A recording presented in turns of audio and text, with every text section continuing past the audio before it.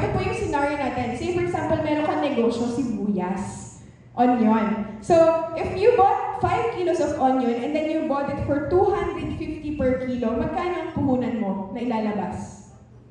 1,250 pesos. So ngayon, nung tumaas yung value ng onion, kasi nabawasan naman say for example, may nag-hoard ng mga onions. So nawalan ng supply. Kapag bumaba ang supply, ano mangyayari sa demand?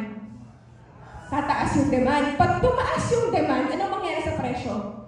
Tataas din, di ba? Supply and demand, ang mangyayari po is naging 700 per kilo na po siya. So ngayon, sabi niya, grabe, tumaas na yung value, ibibenta ko na yung sibuyas. So magkano yung kinita mo? Naku, nag-calculate pa. Nag-calculator pa kayo doon Nandito na po yung sagot. 2,250, kumita siya ng 2,250. Kasi, binili ka ng mababa at binenta ka ng mataas. So, kumita po siya. Basically, ganun din po sa Forex. Kapag binili mo ng mababa at binenta mo ng mataas, you can earn. Okay?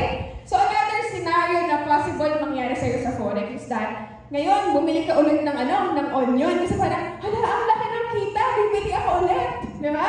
So, ngayon, nung bumili ka ng onion, nabili mo siya for 500 per kilo. Kasi parang, tumaas na Siyempre, tumaas yung demand So, yung mga supplier, nagmahal din, di ba? So, ngayon, nabili mo siya ng 2,500. Sabi mo, sige, okay lang kasi nabenta ko naman siya ng 700 nun. So, ibig sabihin, kita pa ako ng 200. Hindi ka nanonood ng news. Hindi ka nanonood ng TV Patrol. Nilabas na pala yung mga sibuyas ng mga hoarder. Di ba? So, ngayon ang nangyari, hindi mo alam, hindi ka nag-analyze, hindi mo chinek muna sa news, nalalabas na pala yung mga onion. Nung lumabas yung onion, anong nangyari? Tumaas yung supply. Anong nangyari sa demand? Bumaba yung demand. Anong nangyari sa presyo?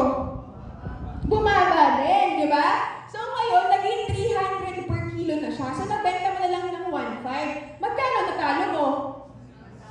1,000 pesos. So yun po yung posibleng mangyari sa inyo. Di ba? Hindi kasi kayo nag-check ng news, hindi nyo inalam muna bago kayo nag-trade niyan, bago kayo bumili ng onion. So anong nangyari? Nalugi po kayo. So dalawa lang po yung possible mangyari sa inyo. Either manalo kayo or matalo kayo. Okay?